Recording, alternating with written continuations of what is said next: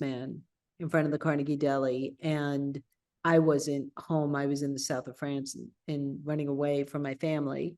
And, the whole story, like I needed to do all this humor and stuff and then come in with the end, which is really touching and sad, Right. but a really nice review. I did it at the Cat Spawn, which is a big culture center up in Tivoli. I got a really nice review saying that I was able to weave the sense of humor into the very emotional parts, which make it easier, I think, for people to watch. And But maybe makes it easier to share too, because especially that story, I've listened to many other ones, which has been very exciting for me to learn more about see more about you, because I've known you for years. Because even sharing that particular story, which I want to share it all, there's a tremendous amount of guilt you must have felt and continue to resonate with. And if you don't absolve yourself a little bit through the story, then I think the people just hang on to the guilt. And yeah, it is therapeutic for the person who tells it as well, for me. But hey, I still got the entertainer in me. And I will say the storytelling has been great. I just did like 5 or 6 of them. I did one. You did a bunch in a row, man, in New York and up in Woodstock and different places. I did one up here at the Maverick, which is a beautiful outdoor concert. And I did a story about how my dream role is to play Maria Callas in Masterclass by Terrence McNally. And what happened during right after I got diagnosed with MS, I went to a class downtown and the teacher was like, "Oh no, you can't play Maria Callas, you have canes." And I was like, "Oh man." And he then gave me like a stupid part in Broken Glass, Arthur Miller, playing a Jewish girl in a wheelchair on Kristallnacht night. I was like, okay, no. let's just typecast the whole thing down to the no challenges with the casting at all. It was awful. So, but when COVID hit, I had the best time of my life, believe it or not, because every night of the week, Mondays I was in Shakespeare class. Tuesday I took Mercedes Rules online acting class, and I did master class, and I did play Maria Callas, and she was helpful and amazing. On Wednesdays I was doing Broadway singing. On Thursdays I was doing solo performance with Judy Gold. On Friday I was doing improv with Second City. Like, I had this huge life just by opening up my computer and being on Zoom. It was Thank you, Zoom. Yeah.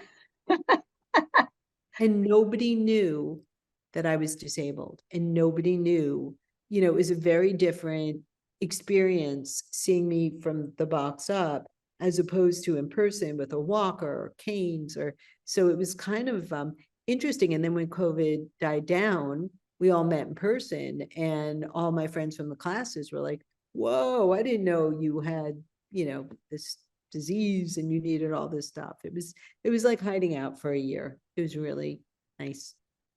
But it was like living your dream too. I mean, just performance, theater. It's kind of, that's what is so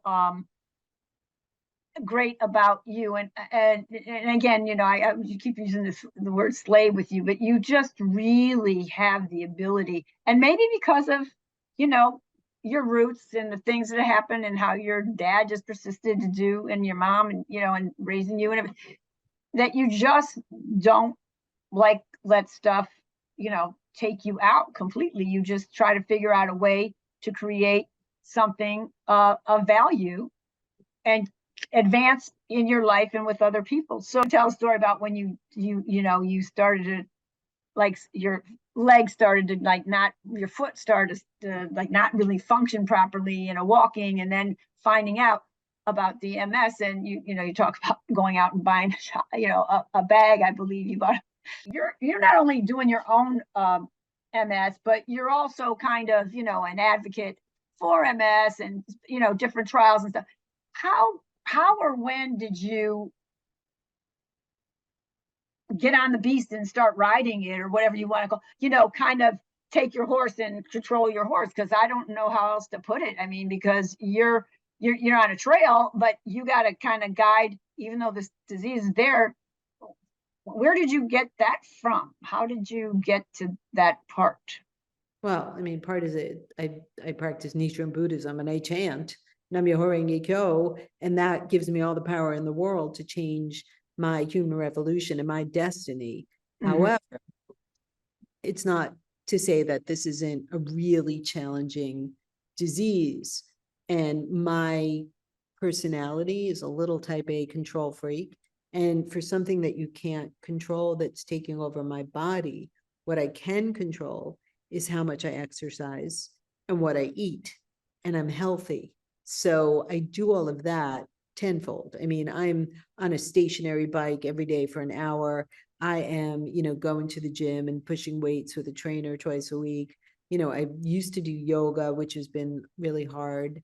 And what I eat, it's organic, it's clean, it's simple, no, just easy. And, I chanted, I listened to different research and stuff about MS.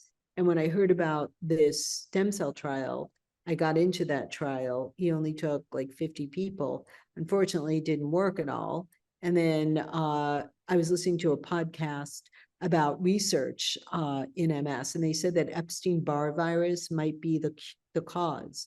So I don't mess around. I called the CEO of the pharma company, and he got me videos and interviews and more interviews. And then they took 5 people at Columbia Press, and I had the right blood type, the right disease, I'm the right age, the right amount of unfortunate disability. And I'm in this trial. I'm in it now about 2 years.